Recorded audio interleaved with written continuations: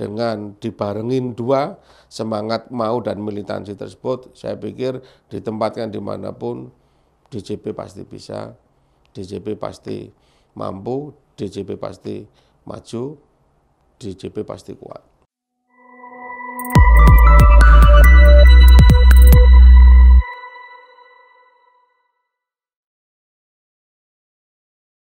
Hai kawan pajak, selamat datang, selamat bergabung di podcast Kanwil DJP Jakarta Barat. Jajak Podcast Jawara Jakarta Barat edisi Perdana. Yeay. Pada podcast perdana kali ini ditemani oleh saya Fajar Subhan Dan saya Misbahul Munir, kami dari P2 Humas Kanwil DJP Jakarta Barat. Di edisi kita perdana kali ini, kita akan berkenalan langsung nih dengan Komandan Kantor Wilayah DJP Jakarta Barat. Gimana? Deg-degan nggak, Suban? Aduh, deg-degan banget. Deg-degan ya? Udah Excited ya? kaki. Betul sekali. Kita langsung aja berkenalan dengan Bapak Suparno. Selamat datang Pak Suparno. Selamat bergabung, Pak. Kenapa harus deg-degan? Nah. Selamat pagi kawan, selamat bergabung di Jajak Podcast. Ya, untuk kawan pajak mungkin perlu mengetahui nih lebih lanjut, kenapa sih namanya dinamakan dengan Jajak Podcast, Pak? Mungkin bisa diceritakan nih.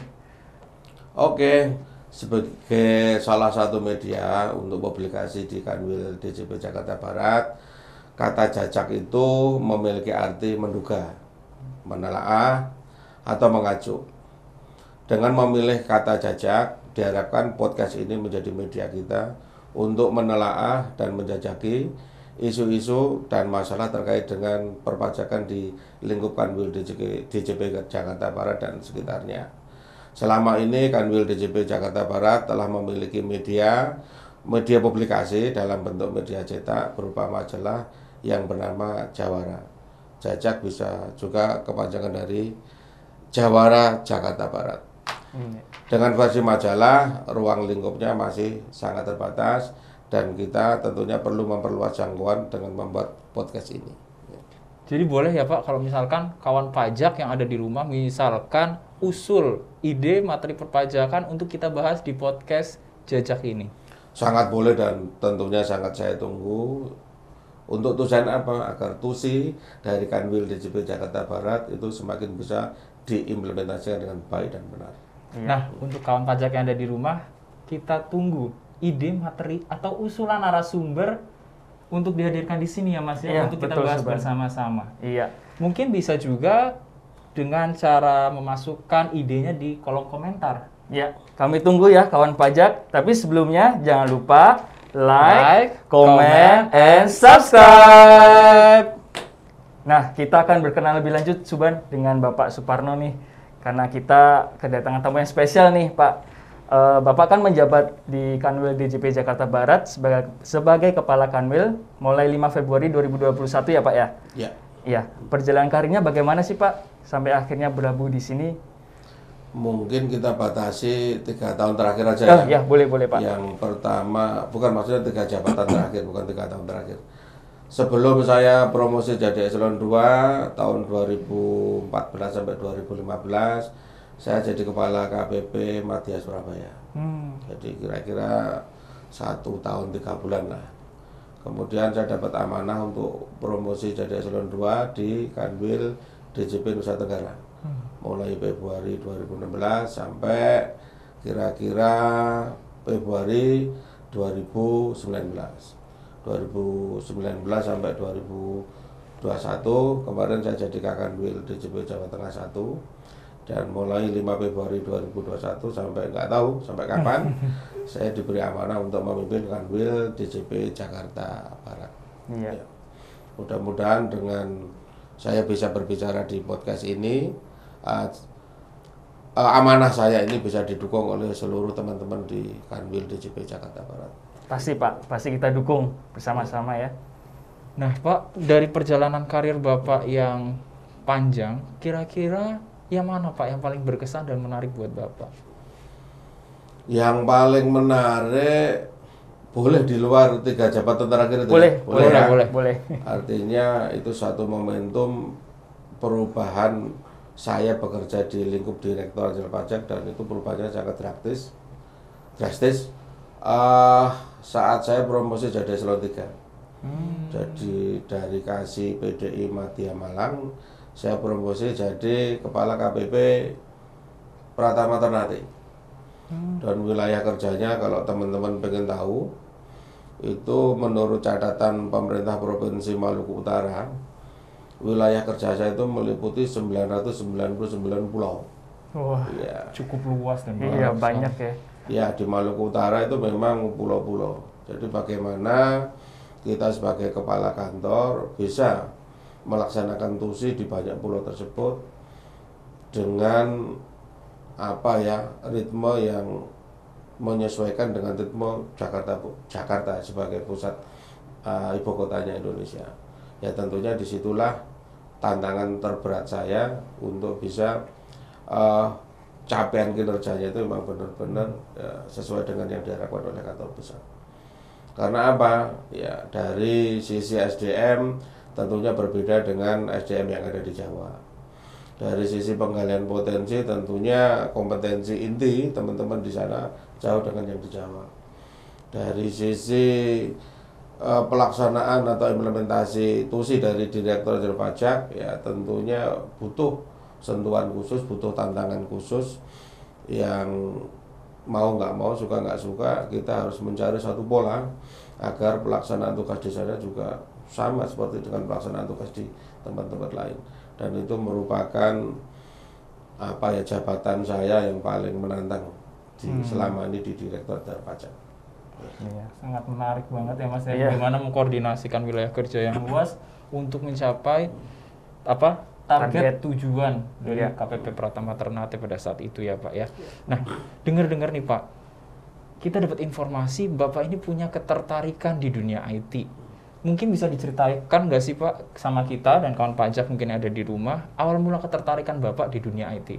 Ya, justru itu teman-teman, dengan saya memimpin Ternate, saya harus menerapkan IT agar faktor jarak itu bisa diperpendek dan waktu itu bisa dipercepat, sehingga pelaksanaan tugas kita itu benar-benar sesuai dengan aturannya, sesuai dengan pedomannya.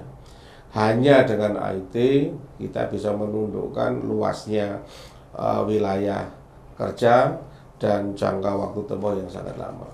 Maka sejak awal saya sudah tertarik dengan IT, pada saat di Ternate itu bisa terimplementasikan dengan benar, sehingga kehadiran DJP di lapangan itu nyata dan itu bisa dimengerti oleh masyarakat pajak itu untuk apa, dan pelaksanaan tugas kita bisa dimudahkan dengan IT tersebut.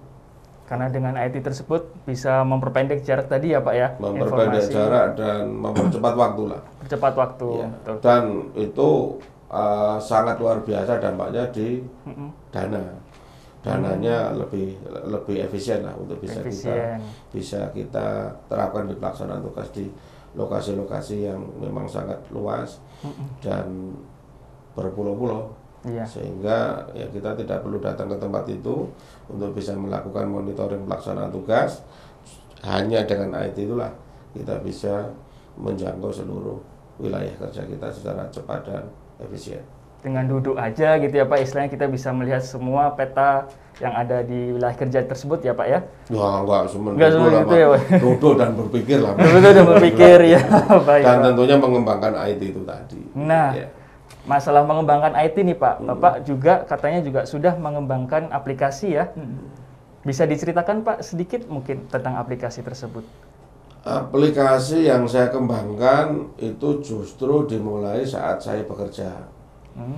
Jadi saya cukup mawas diri manakala saya seorang sarjana teknik diterima di pajak. Ya, saya harus memiliki keunggulan komparatif untuk bisa bersaing dengan teman-teman saya yang memang backgroundnya itu background ekonomi itu. Mereka modalnya sudah 10, saya minus 10 gitu. Artinya dari perbedaan 20 strata ini tadi saya harus mengejar, dan itu dengan IT. Pada saat Direktur Jenderal Pajak mengedepankan inisiatif strategis yang berbasis WP strategis, yaitu WP-WP besar yang selama ini memiliki peranan sangat besar di penerimaan, ditambah perluasan tax base melalui penguasaan wilayah, ya tentunya IT tersebut bisa sangat berguna untuk mengidentifikasi objek-objek di lapangan. Apakah objek-objek di lapangan itu sudah masuk kelas?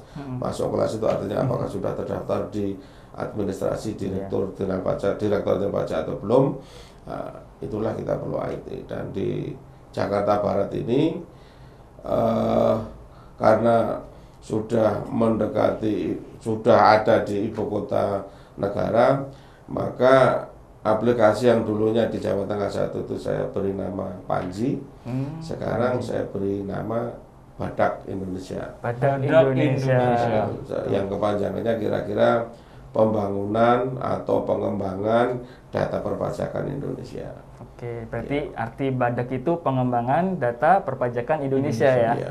Jadi tadi Bapak sudah menjelaskan ya Mas ya, bahwa dengan adanya aplikasi ini diharapkan kita bisa memetakan wajib pajak ya Pak, dan sesuai dengan sasaran strategis dari DJP. Kalau boleh tahu mulai tahun berapa sih Pak mengembangkan aplikasi itu? Berarti mulai tahun 90 Bapak diterima di sini di bekerja. Jadi sejak 95 ya. Sejak 95 ya Pak ya. 95 itu generasi saya adalah generasi yang beririsan dengan generasi yang kolot-kolot itu, yang kolonial, sama generasi yang milenial yang sudah berhubungan dengan komputer. Artinya dengan kita belajar komputer itu tadi, itu sudah 85% menyelesaikan pekerjaan kita. Selisihnya yang 15% itu slogan saya diselesaikan dengan ijazah mau dan militansi. Oke, mau dan militansi. Iya. Terlihat banget ya Mas ya, semangat dari Pak Suparno. Betul. Dari mulai tahun 95 sampai sekarang. Berarti menjabat di Kanwil DJP Jakarta Barat. Nah, aku juga penasaran nih Mas. Pak Parno menjabat di Kanwil DJP Jakarta Barat sejak bulan Februari. Visi dan target Bapak untuk Kanwil DJP Jakarta Barat ini apa Pak? Visi saya sederhana Mas, bahwa Kanwil ini adalah unit operasional yang mengimplementasikan inisiatif strategis dari Direktorat Jenderal Pajak, yang dalam hal ini sudah dikemukakan Pak Direktur Jenderal Pajak dimulai dari awal 2019 kemarin. Tetapi 2020 kemarin, karena 2020 itu kena pandemi, sehingga implementasinya untuk penguasaan wilayah itu relatif belum kelihatan hasilnya secara signifikan. Tapi di tahun 2021 dengan kita punya pengalaman panjang saat pandemi itu 1 tahun, jadi kita sudah bisa kira-kira nanti implementasi seperti apa yang ada di Jakarta Barat. Maka di Jakarta Barat pun 80% nanti akan didominasi oleh WP-WP strategis kita yang nanti mulai 24 Mei ya, itu SMO Kikap untuk Madya 2 ya. Madya Jakarta Barat 2 ditambah Madya Jakarta Barat 1 plus 200 atau 500 WP strategis di masing-masing KPP Pratama, itu peranannya kira-kira 80%. Dan itu kedalaman atas pengawasan pembayaran masanya dan PKM-nya atau pengujian kepatuhan materialnya akan benar-benar kita dorong. Selanjutnya 20%-nya ini tujuan mulia untuk Indonesia. Kita harus memperluas tax base dengan cara apa? Menguasai wilayah. Jakarta Barat saya istilahkan wilayah kerjanya itu ada di halaman kantor KPP Pratama. Maka dari itu sejengkal demi sejengkal sinyal ekonomi yang ada di masing-masing unit KPP Pratama tersebut secara berjenjang, berkelanjutan atau sustainable itu harus dikuasai, sehingga seluruh aspek transaksi ekonomi secara prinsip dasar volume money itu bisa kita identifikasi bagaimana pemenuhan kewajiban perpajakannya, apakah sudah benar atau masih perlu diperbaiki. Maka melalui podcast ini salah satu sarana yang sangat bagus untuk bisa menjadikan cara kerja ini menjadi budaya kerja, sehingga etos kerja yang bagus menghasilkan etos kerja yang bagus untuk pencapaian kinerja penerimaan yang tinggi.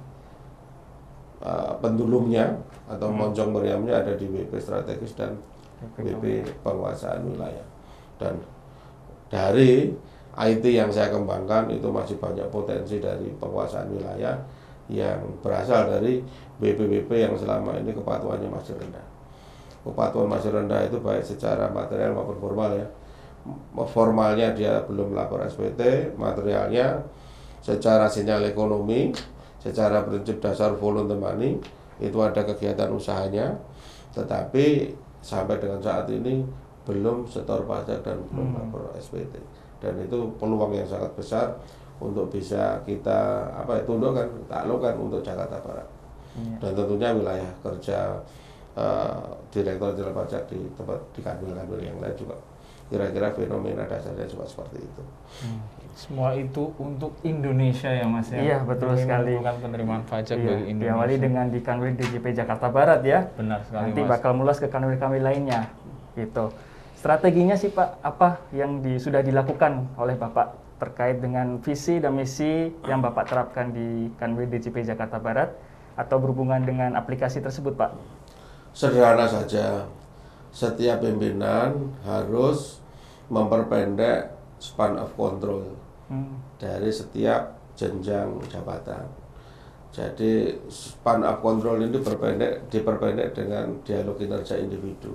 Artinya di Jakarta Barat ini seminggu sekali saya berkomunikasi dengan kepala kantor terkait dengan kinerjanya, dengan ICT, dengan Information Communication Technology. Saya bisa menyampaikan kinerja ke masing-masing unit kerja secara berkesinambungan dan itu datanya akurat dan valid. Bertitik tolak dari situ, nanti kepala kantor akan melakukan dialog kinerja dengan para kasihnya. Para kasih akan melakukan dialog kinerja dengan AR-nya. Ya, itu kalau di seksi Waskon. Kalau di seksi pendukung yang lain seperti misalkan di Humas, di Umum atau di PDI ya sesuai dengan tusinya masing-masing, kira-kira untuk bekinerja tinggi support dari masing-masing itu apa, dan itu perlu dikawal. Pengawalan tersebut untuk bisa memastikan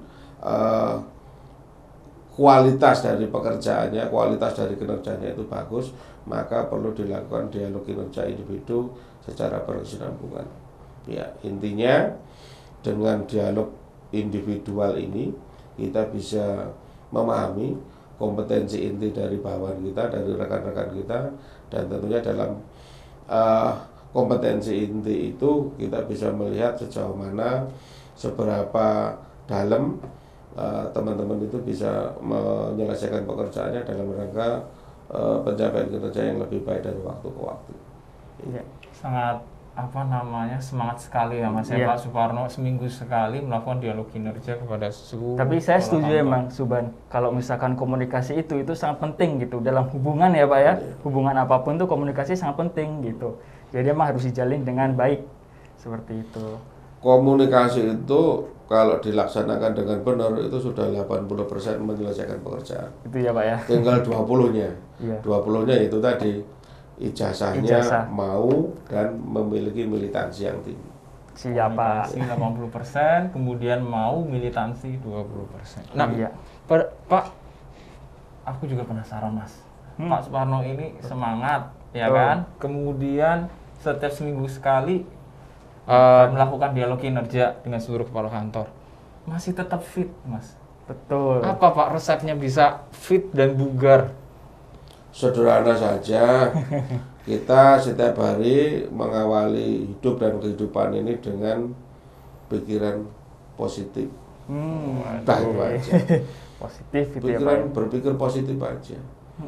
Dan dengan berpikir positif itu tentunya senantiasa kita mengupgrade diri untuk bagaimana kita bisa memberikan yang terbaik buat siapa aja, buat keluarga kita, buat lingkungan kita, buat bangsa dan negara, buat agama kita, buat dunia dan akhirat kita. Pikiran positif, berpikir bersih, pasti itu akan menjadikan kita tetap fit gitu loh. Karena memang sekarang berpikiran positif itu ini ya semacam apa ya, menangkal yang jelek-jelek masuk, pikiran-pikiran yang jadi negatif. Beban kita. Betul sekali. Nah, kalau misalkan apalagi Mas yang mau dibahas dari Pak Suparno? Nah, saya penasaran nih sama Bapak Suparno, hobinya apa sih Pak? Bapak selain tadi berpikir positif nih, atau mungkin biar badan fit itu, hobi apa ini yang Bapak lakukan gitu, rutin? Hobi saya olahraga. Olahraga ya Pak ya? Yang bisa menjadikan karakter saya seperti ini, cabangnya adalah sepak bola. Wih, Tetapi saya bisa pingpong, saya tenis, voli, basket, futsal, sepak bola, saya bisa. Kayaknya semuanya bisa Mas. Kita minder nih. Luar biasa. Tapi yang paling disukai sepak bola ya Pak ya? Sepak bola. Sepak bola atau bersepeda Pak? Sepak bola. Sepak bola. Sepeda itu sebetulnya olahraga yang tidak begitu saya sukai. Tetapi karena fenomenanya di era sekarang ini harus jaga jarak, ya tentunya olahraga bersepeda itulah yang saat ini paling pas untuk bisa saya jalankan. Menjadi alternatif ya Pak ya? Selain bersepeda nih atau main sepak bola, ada favorit lagi nggak Pak? Makanan mungkin atau minuman gitu? Makanan, ya sebetulnya walaupun saya itu orang Jawa, iya. tapi saya paling suka itu rendang. Wah, rendang. Rendang ya, makanan nomor enak, nomor satu. satu ya. Kalau teman-teman pengen tahu, waktu ada Piala Dunia di Rusia, ya, yang saya bawa bekal untuk saya makan di sana itu rendang. Di Rusia Pak? Iya. Bawa rendang dari Rendang Indonesia. itu boleh dimakan dengan nasi. Iya, bisa ya Pak Bisa ya. dimakan dengan kentang. Iya. Bisa dimakan dengan roti. Ya, apapun karbohidratnya cocok dengan rendang. Dan dalam bentuk yang dikeringkan, ya makanan khas Indonesia itu bisa kita bawa kemana-mana. Dan saya nikmati tidak semata-mata dengan orang Indonesia, tetapi orang Rusia sendiri saya ajak makan suka, orang India apalagi, ya orang Bangladesh apalagi, ya tentunya pengalaman saya orang Brasil pun yang tidak suka pedas dengan rendang itu, ternyata cita rasanya juga cocok dengan lidah Latin juga gitu. Mengenalkan juga ya Suban ya. Mengenalkan makanan keluar Iya betul. Kalau kata Pak Bondan dulu maknyus. Maknyus ya.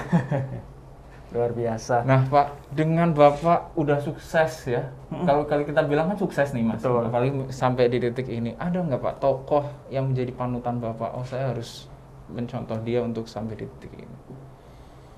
Tokoh, saya tidak begitu suka jadi follower. Wow.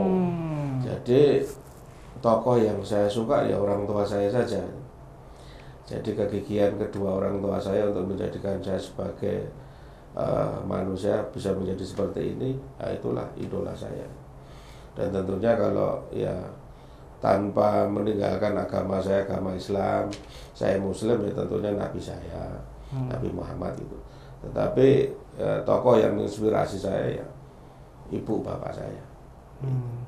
Benar-benar untuk bekerja keras membangun Bapak sampai sekarang ini ya Pak ya. Patut dicontoh seperti itu. Kalau kata-kata mungkin mutiara atau kata-kata inovasi Bapak untuk menyemangati kawan pajak yang ada di rumah, apa Pak mungkin bisa dibagikan? Jadi di era kenormalan baru yang seperti ini, sebetulnya tidak ada yang berubah dari cara kita bekerja. Baik itu WFH,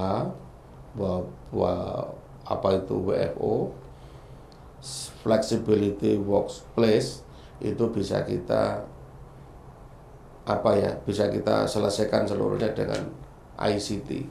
Dengan ICT tersebut di era kenormalan baru ini semuanya bisa kita selesaikan.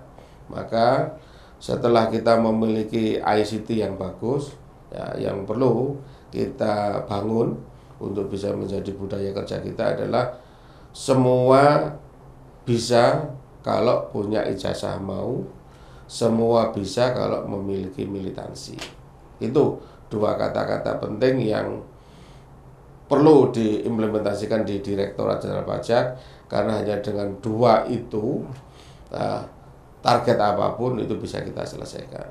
Karena di dalam DJP itu ICT-nya sudah bagus, SDM-nya juga bagus. Dengan dibarengin dua semangat mau dan militansi tersebut, saya pikir ditempatkan dimanapun DJP pasti bisa, DJP pasti mampu, DJP pasti maju, DJP pasti kuat. Gitu. DJP pasti bisa, DJP pasti mau, mampu dan maju. Betul sekali. Karena kalau pajak kuat, Indonesia kuat ya Pak ya? Iya. Pajak kuat, Indonesia maju. Pajak kuat, Indonesia maju. Betul sekali. Kalau hari Jumat kemarin sedikit kita rubah itu untuk Jakarta Barat ya. Pajak sehat, Indonesia kuat, ya. Pajak kuat, Indonesia maju. Pajak sehat, jenjangnya dulu itu. Jenjangnya dulu ya Pak ya. Jenjang untuk sehat tentunya Betul. punya kemauan dan militansi. Setelah kita sehat tentunya menjadi kuat ya untuk bisa memajukan Indonesia. Wih, luar biasa sekali. Dengan harapan kita semua dan Pak Parno, insya Allah Indonesia semakin maju ya. Kita berharap banyak bagi kita. Oke. Nah, Pak Parno, ada lagi nggak Mas yang ingin mungkin dibahas? Atau udah cukup atau gimana Mas? Mungkin kita bahas lagi mungkin ya nanti di edisi selanjutnya. Boleh? Gimana? Wah, kita kan podcast perdana nih Pak. Nanti bakal ada podcast selanjutnya. Bisa nanti mengundang Bapak lagi ya Pak ya? Bisa ya Pak ya. Dan saya senang dengan acara podcast ini, karena dengan podcast ini setiap tahapannya kita bisa membangun team building. Ya itu tadi tujuannya untuk pajak sehat, pajak kuat, dan Indonesia maju. Siap. Ya. Terima kasih Pak Suparno. Sepertinya kita udah sampai di penghujung acara ya Mas Misbah ya. Betul. Terima kasih Pak Suparno telah datang menyempatkan waktunya untuk ngobrol-ngobrol di podcast perdana Kanwil DJP Jakarta Barat. Ya.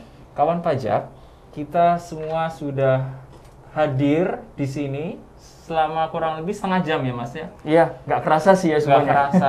Iya. Membahas hal-hal yang menarik tentang Komandan Kantor Kanwil DJP Jakarta Barat Bapak Suparno. Aduh, masih grogi nih Mas. Padahal udah di akhir. Iya, betul sekali. Karena perdana ya.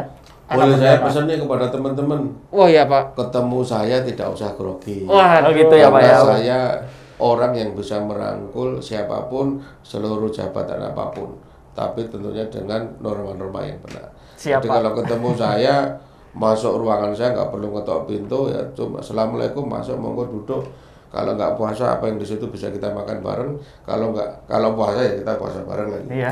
Kalau pas buka puasa ya di situ ada makanan apapun, boleh dimakan siapapun, kita nikmati bersama. Siap Pak. Siap Pak. Oke. Itu nggak boleh di Jakarta Barat takut sama Kakanwilnya itu nggak boleh. Mas. Ya. Kita wanti-wanti nih ya kawan pajak ya. Ya. Nah, terima kasih untuk seluruh kawan pajak yang telah menyaksikan episode perdana kita.